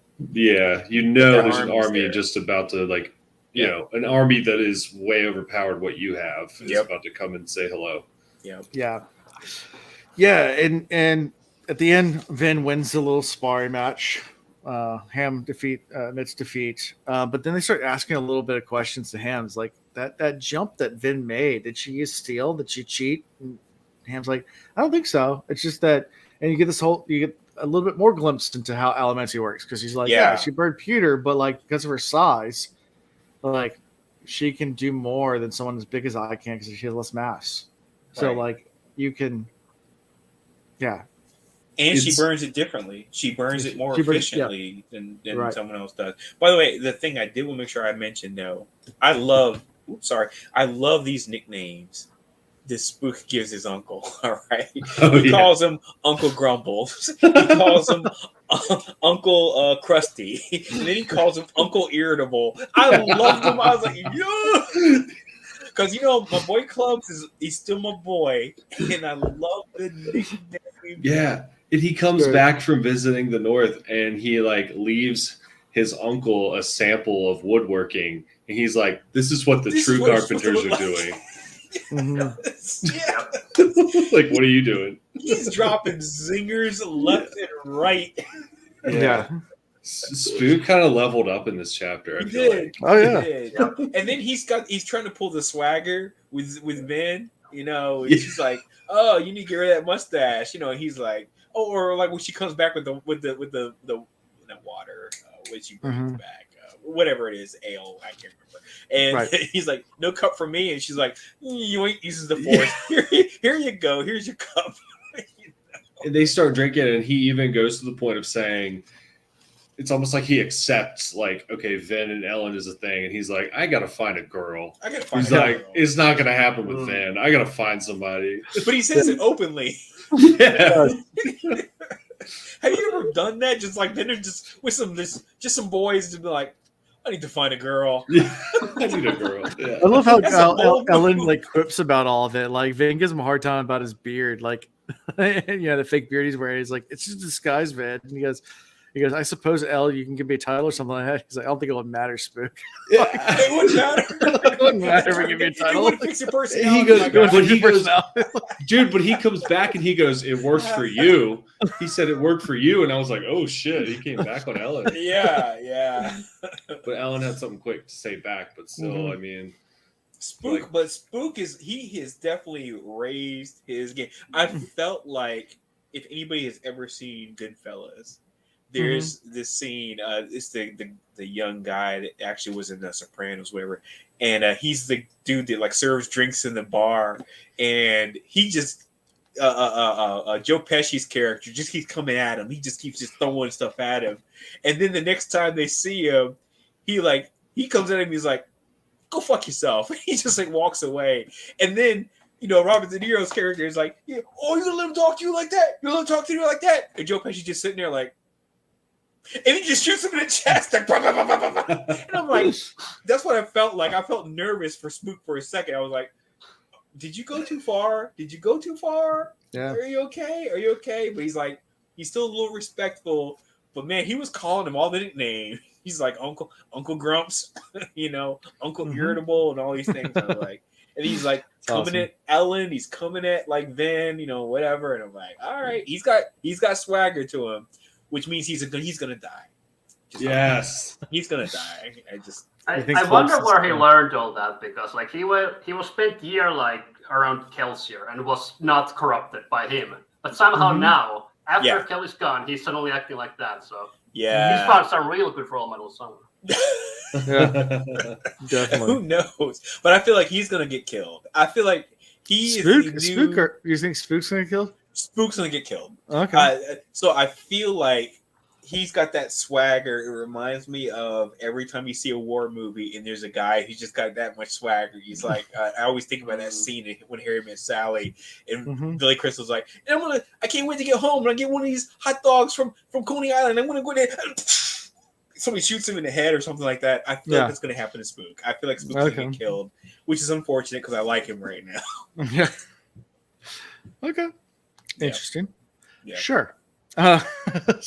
Theory time. Yeah. So anything from all this fight, from all this discussion before we switch back to the final scene in this chapter? It's not a long chapter. A lot of it's the sparring, but there's a lot of good conversation here. I mean, just about the rumors, the ATM going on, I guess the quipping back and forth, but anything we missed or anything really that you want to dive into that. What was the thing that they were talking about? Spook said there was a rumor going around about the Lord Ruler's ATM. I mean, that was the big rumor. But. Was that the one he said it sounded so legit it had to be fake or something like that? I cannot remember. Which rumor was that? I wish I had written that down. This is the reason why I like to keep good notes, just that way I can remember this kind of stuff. Yeah. Unfortunately, I don't have the book in front of me. I'm doing the audio book, so I can't just go really quickly look it up. Anyway, and maybe it's immaterial. If that's the case, then I'm sure I'll be corrected by one of you or somebody in chat. I mean, the big thing was the rumors about spreading the ATM cash in Luthadel. Right. But that was the big. That was in my notes, but there might have been something else. Again, I could be misremembering things, but I just remember there was like some comments about a rumor or whatever. Yeah, anyway, the book says that someone like outside Luthadel is saying that it's all in Luthadel. Yeah, Uh-huh. and he kind of came back to tell them that someone out there claims that we have it. Out there claims you have. Okay, so that was the rumor that. Well, okay, got it. And that makes sense. That's all plausible. Yeah. Anyway, that I found that interesting that they're like sussing out like the rumors that are sounding like they're like being planted very purposefully to try to incite drama, essentially. So good. Okay. Yeah. Good. That's the only other thing I could think of that I was going to just ask questions about, because something about it just kind of caught me off guard, and I was like, I wonder what part that might play in things. Yeah. We don't know yet. So, anything else before we get to like one of my favorite scenes from this book so far? When they go back to Ellen's rooms and there's the perfect replica of a wolfhound sitting there, And it just looks up and goes, "Welcome back, mistress." And then it's like, "Whoa!" Stop.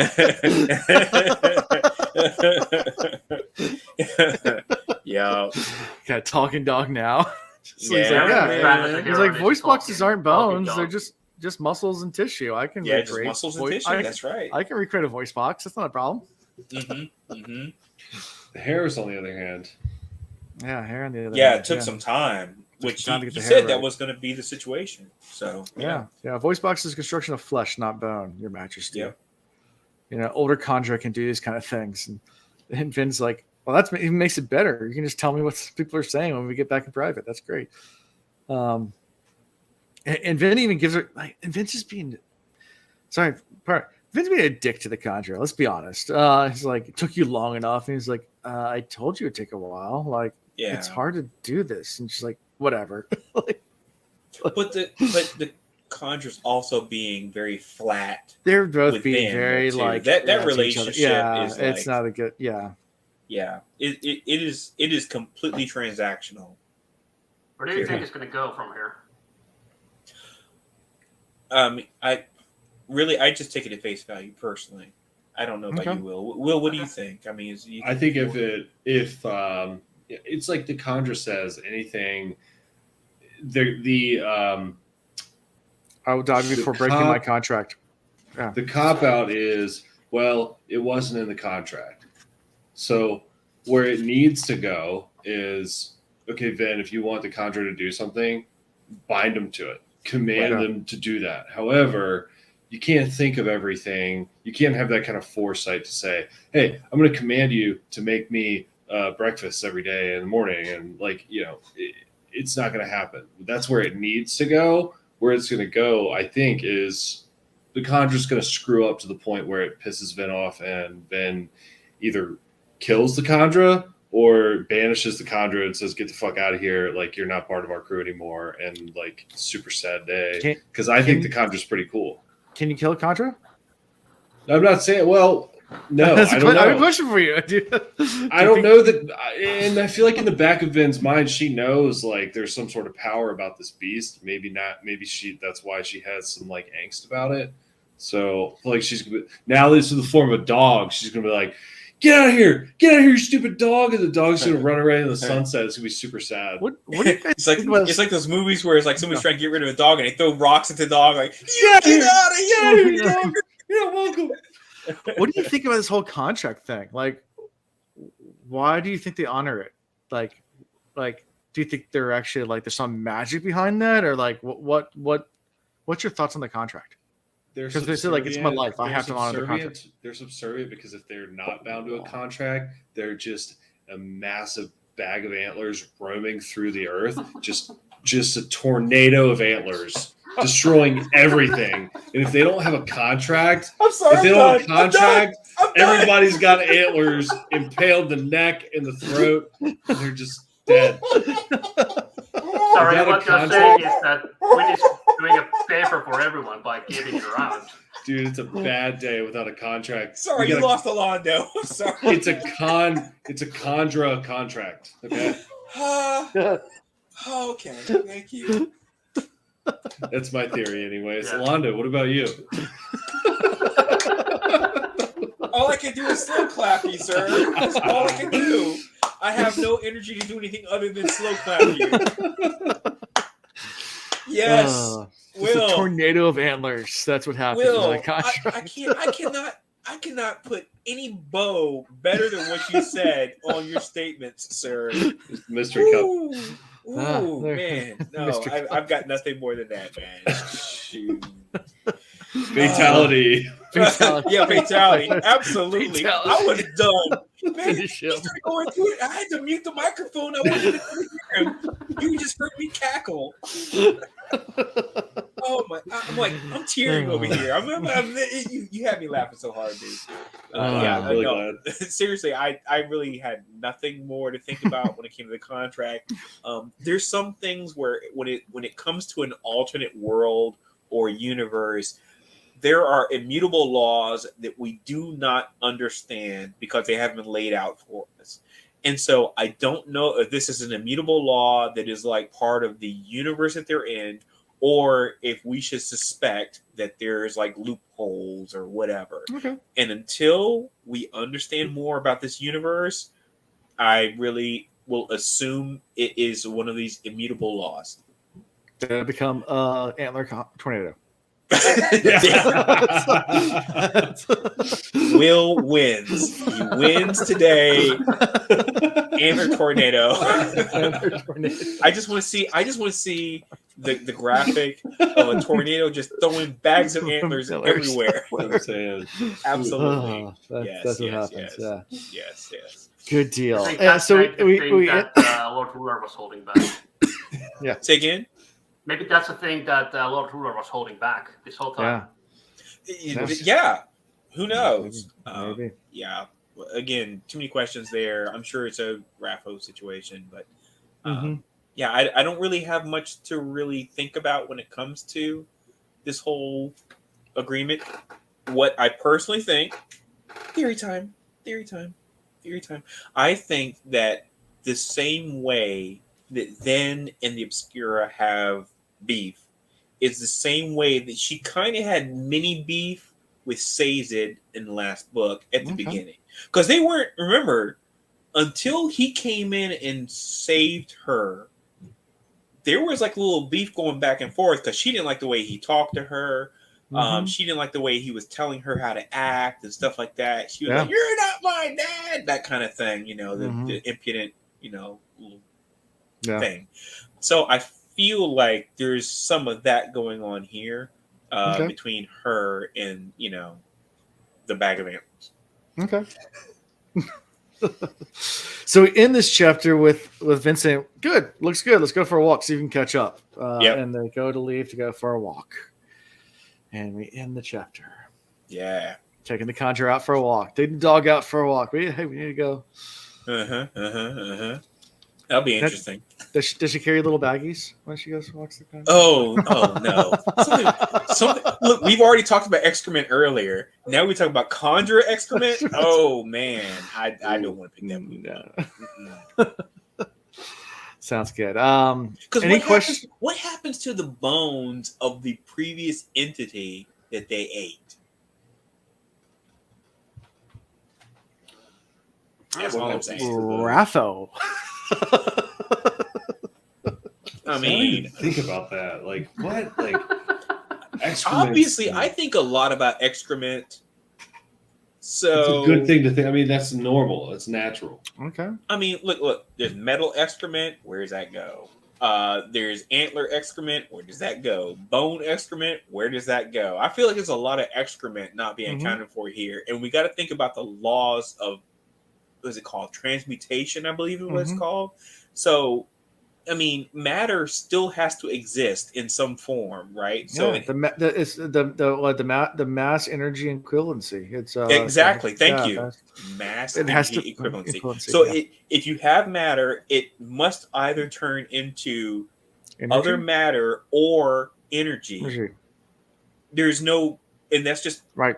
It has to be equal. It has to equal out. It's like a balance sheet. Exactly. If you should be able to put those two things on a scale, there should be. There you go. Thank you. It's called the laws of conservation. Thank you, Zool, for the laws of conservation. Yes, that's what it is. That is from Isaac Newton, correct? Yes, right? I believe laws so. of conservation. Yeah.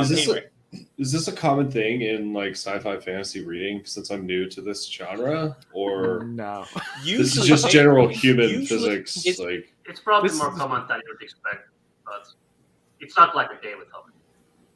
If it's good, if the book is written well, it still is couched in the concepts that we are accustomed physics to. Still apply, right? So there are certain things that you can assume are transfixed and carry over into the universe that they're writing for, unless they make it very, very clear at the beginning. It's like, well, there's magic and spiders can fly. Or something like that, but they make it usually it's pretty upfront with that, and it's also the difference between like a hard magic system and a soft magic system. So that's right. soft magic would be you can make up whatever you want, and physics no laws apply at all. Hard magic, you have laws based around. So Sanderson writes in hard magic. Everything's hard magic. So it's we all haven't based touched a around- lot on the counter effects of all these things. Like you're saying, excrements, right? And that's one of them. So you're saying that could potentially come up? Potentially. Raffle. I think so. I feel like there's something there. What? Okay, I'm excited.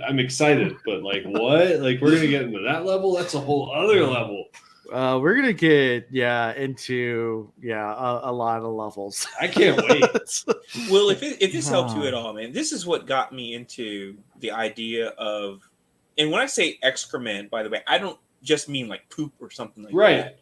One of the things that happens, anybody who's ever gotten into like hard exercise will tell you that what happens when you actually burn the energy, like when you're exercising and running, and you think to yourself, oh yeah, well that mass has to go somewhere, that fat and stuff has to go somewhere. Yeah. It usually turns into carbon dioxide. Or acid buildup in the muscles. Or acid. Well, see, acid buildup in your muscles actually breaks down a muscle and then eventually turns into a form of basically gas that gets pushed back through your bloodstream and sent out through your lungs, and you breathe it out. Mm-hmm. And so most people think that when you lose weight, it's like you're losing weight because you're pooping it out. No, most of the weight you lose, you're breathing it out. It's carbon dioxide. Really? Yeah. So it's the craziest concept. And so when you really think about it, it's like, wait a minute. So fat is turning into gas, but that's how it works.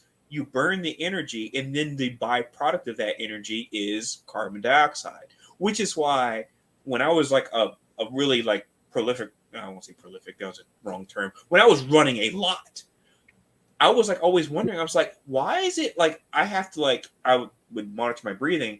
I would take 4 running steps breathing out and 1 running step to breathe in, because that's how much carbon dioxide you're putting out. It's so much more important to breathe out than just to breathe in, because you know what? That's what's happening. I had my 4th grade teacher. I forget her name, but we did PE, and she would tell us when we're doing these runs around the baseball field. Yeah, breathing exercises. She'd say we're doing these runs. She would tell me, because I was a little chubby little kid back in the day. Back then, she would say, breathing. You need to do 4 breaths out, 1 breath in. That's exactly and I was always like, why. But I would do it, and it worked. I was like, that actually helps. And that's why. Yep. So you get into these ideas. So once you start learning that stuff, you're like, holy cow. So is there a book on this? I need to read a book on this. Yeah, there's so much. Oh my God, there's so much material. Dude, Will, I'll text you. I'll text you on the side. Yeah. All right. Anyway, but that's the reason why this whole idea of allomancy, I feel like there's more to this when it comes to this excrement, blah, blah, blah thing than I think there is. And then the fact that you guys are saying Rapho makes me feel like I'm touching a nerve that's important. Yeah. Like so close, but so far away at the same time. It's great. It's beautiful. It's a beautiful thing where you're at. and great. And I'm happy to be wrong, but I just don't want to feel like I'm going off on like a really crazy tangent. It sounds like I might be kind of getting into something that might be transitionally important. So good. Love it. Great. Awesome. Ipa, any final things for them? Yes, please. No, I had a little list of things that we basically hit each one of them. So I didn't know about the whole exhaling your fat away, so that's cool. Yeah, that's cool. Makes sense. They're mainly made of carbon, so it makes sense. Yeah, makes sense. Yeah. It is insane. Yeah. Good deal. I see the light coming up behind you, Ipa. Oh yeah. Oh my God, dude! Nice, Will. I didn't even see that. Thank you. Yeah, 5:30 a.m. It's the Nordic summer. Like this is the Nordic summer. summer. Like 2 hours dark, and then it's lit again. Hey, by the way, am I gonna freeze my balls off when I get there in October? How far south do you live? We're gonna. So we're actually going up to Tromsø in Norway, which I know is gonna be crazy cold. But then we're gonna come down to Helsinki. So. Yeah, well, I mean, I would say that it's not cold because I live there, but might be around 0 Celsius. probably not below it. Might very well be above it. It might be So freezing. right at freezing. Okay, Yeah. I can deal with that. Maybe All right. it's gonna be dark and gray and probably very wet. So enjoy. I don't know why anyone would want to come here during October, but I'm gonna quote The Office and say that's what she said. It's gonna be dark and gray and wet. Oh, good times. So, Ipa, thank you so much for coming on. Yes. We Thanks appreciate for coming Thank down. you spending some so time much, man. in the Appreciate early you. morning for you. Yes, Yeah, Yes, that yes. was awesome. Before we go, favorite character? Clubs all day. Clubs. Mr. Grumpy, Uncle Grumpy. I love him, Uncle Grumps. Uncle Grumps. Okay. I'm gonna go with Sazed just because I couldn't remember who my original thought. I had a thought when I was reading it. I can't remember, but Dude, Sazed. Will, do not deviate, man. That's yeah. your boy. Boy says it. Stick When with him. all else fails, go with Sazed. Like, That's Yeah. right. I mean, it was really cool the role that he played in that first Absolutely. short chapter. Yeah. The man of hope, the man of spreading the good word and trying to keep the people happy. That's a big task. So. And he's just honorable. That's an honorable dude. Love him. Yeah. He's a good Yes. dude. He's Yeah. really tall and skinny too, kind of weird looking, which I love. Yeah. I'm going to go with the Conjura. Yeah, Nice.